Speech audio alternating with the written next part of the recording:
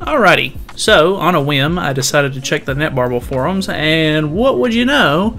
A couple of minutes ago at 10 o'clock, it's 10:03, they posted about Final Boss Meliodas. So I figured this was coming pretty much any time now, and yeah, so I think we will go ahead and watch this trailer and see what's going on. 俺の大切なもんを傷つけんな。私は大切なものすべてを守りたいです。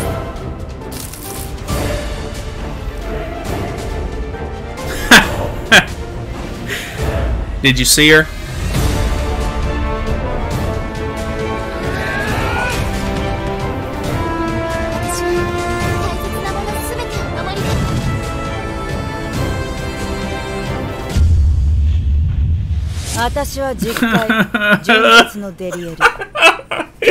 Why? You're dead.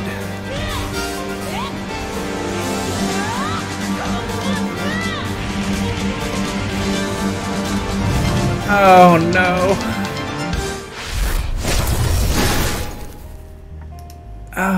Wiafu is here. Why did I have to summon on Estarosa's banner? Oh, I want to keep saving for Lost Vein, but she's here. She's going to be here on Tuesday. Oh, no.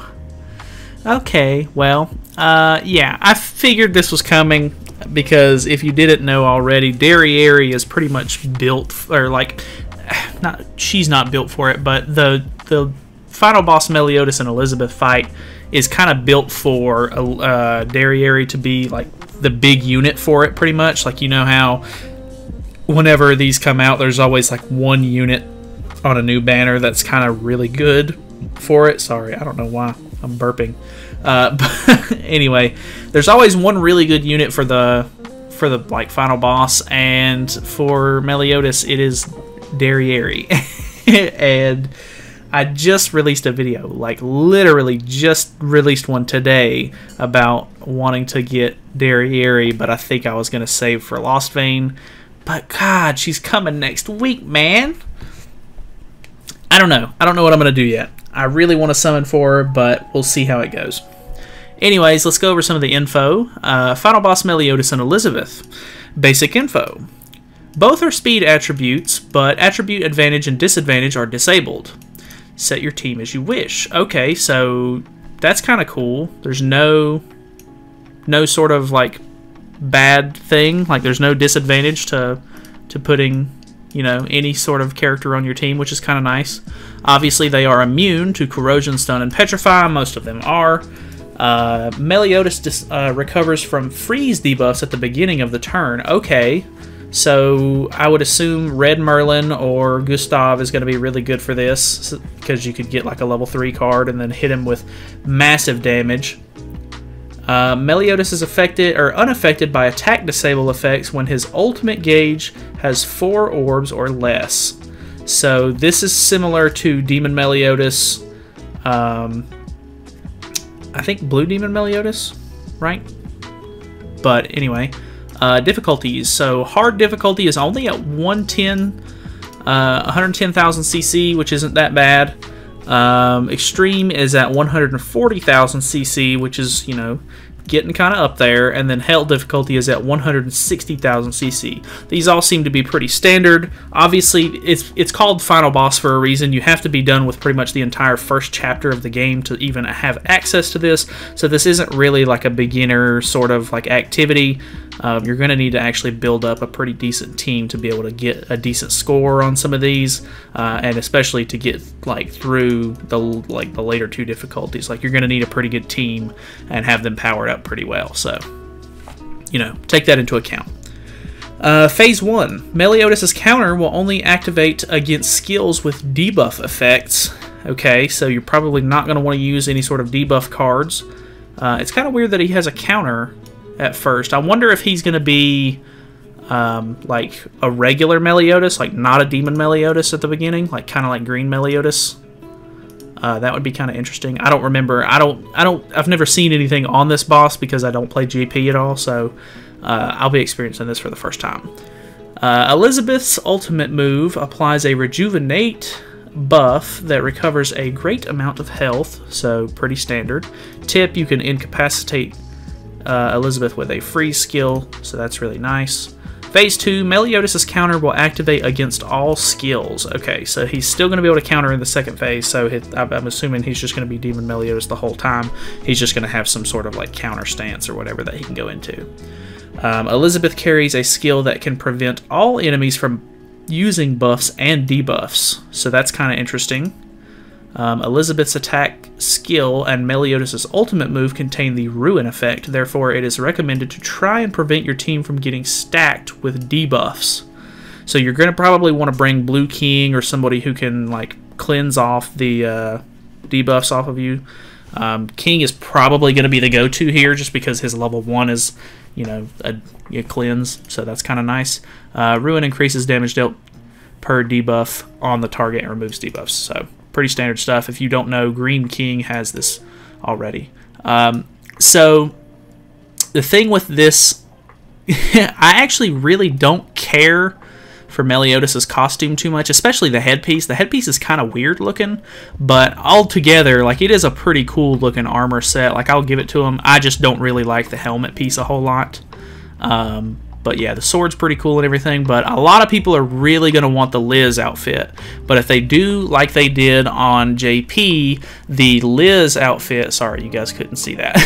The Liz outfit is actually going to be a reward for getting, I think it's top, like within the top 15% or higher. So you're going to really need to have like a good team, like, and you're going to have to be able to run hell difficulty pretty much to be able to get into the top 15%, so that way you can get this Liz costume. I wish you guys the best of luck if that's how they're doing it with this, but that's how it was on JP, if I'm not mistaken. So I don't know. A lot of people might be disappointed by that, but don't worry. They've been bringing back a lot of the final bosses here and there. So like, if you don't know, on JP, literally today for their patch, they just brought back Final Boss King for the second time. So I'm assuming at some point they'll end up bringing Final Boss Meliodas back around on Global. So if you can't get it this time, don't be too worried about it. It's okay. Like, at some point, I know you you know, it sucks to wait to get it later, but you should be able to get it at some point in the future, I would imagine. So here we go. Never mind. Maybe maybe they changed it. It looks like they did, because Final Boss Meliodas and Elizabeth costumes reward. It looks like you can just buy them with the points. Exchange limit 1. Okay, that's cool then. Never mind. Disregard everything I just said. Apparently they changed it for JP, or they changed it from JP, which is kind of nice. Which they seem to do that every so often. They seem to take, you know, a different approach on some of this stuff. Like, you know, with the first, like, the slime collab and everything like that, they gave a lot of the outfits and stuff like that out for free, and they changed up the way the banner worked, which was really favorable. Like, a lot of people that played on JP thought that the global, you know, collab was a lot better than the JP one. Obviously they changed some of the stuff that may seem a little broken. Like, I know they changed the whole, like, Titan, or the Titan elimination stage where you could just farm it over and over and over again to get 5-star awakening stones. But I mean, be honest, it was pretty broken to begin with. And I mean, yes, it kind of sucks that we didn't get it that way, even though it was so close to the release of, you know, the JP version of the collab. But I mean, they're just trying to make sure the game is better, and, you know, just making it to where it's not like super crazy. I get it, it's whatever. Like, I mean, you know, it sucks, but it's understandable in my opinion. So this is kind of nice. The fact that we're going to be able to get the Elizabeth costume is very cool. I'm assuming they'll probably do the same thing with the Bon final boss that JP just had not too long ago. I'm pretty sure they did the same thing where it's Bon and Elaine, and Elaine's costume was locked behind top 15% as well, if I'm not mistaken. So this is really cool. This is actually really good news for a lot of global players. There's going to be engraving stones, UR treasure chest, 6-star Waters of Life, 6-star Demon's Blood, Visal hammers, which is really good. All of your you know, Demon Awakening materials or Limit Break materials, 5-star Awakening stones, anvils, of course, which is really nice. And then if you actually manage to place really high, like if you get top 100, you're going to get some extra bonuses and stuff like that, which is going to be kind of nice. Or well, actually, I think if you just get these, you just get this little crown or whatever, or like these little emblems. I don't know what they do, and I don't know where you see them at on your account, but I think that's kind of cool, but not necessary really. Top 100, so everybody who participates is going to get 5 diamonds, 5 waters of life, 5 stars, and then 5 waters of, or 5 demon's blood, 5 stars. At 70%, you're going to get 10 crystals, 5 SR pendants, which is really nice. A lot of people need those, so you know, if you can, I would assume you're probably going to be able to get to top 70% just by running the hard difficulty, or not hard, extreme difficulty, considering hell is the highest. And then if you get to top 50, you're going to get 20 diamonds and some 5-star awakening stones. And then at level 30, or at top 30, you're going to be able to get waters of life and demon's blood. These are the 6-star ones, so these are kind of nice to, you know, get. And then top 15% is Visal hammers and some anvils, which is really nice. That's 150 anvils, so that's actually pretty cool. And then top 5% gets 2 SSR pendants and some engraving stones. And just be aware that even if you make it to top 5%, you get all of the rewards below it as well. So obviously it stacks up, and you want to try to shoot for as high as you can. But you know, very cool. I'm always super excited for these. I really like these. They're pretty cool. The Merlin one was super annoying in my opinion. I just didn't really like the way that one played after a little while. But I mean, they all kind of get tedious once you're just farming them for the points to try to get the rewards and stuff like that. So I mean, you know, just take it easy. It takes a lot of stamina as well. So you know, don't run through all of your stamina pots trying to run this thing all in one day, because it's there for 2 weeks. Rewards are cumulative, meaning you could potentially earn everything. Example, place in the top 50% and you will be able to receive the rewards from the top 70% to the top 100% tiers as well. From CM Gold, who is a little wary of Meliodas' counters. So this is actually super awesome. I'm very hyped for this. I really like that Elizabeth costume. Everybody's running Demon Meliodas right now, so I'm sure they want the extra UR outfit. I'm going to end up saving this so that way I can put it in the thumbnail. Thank you, and some research later.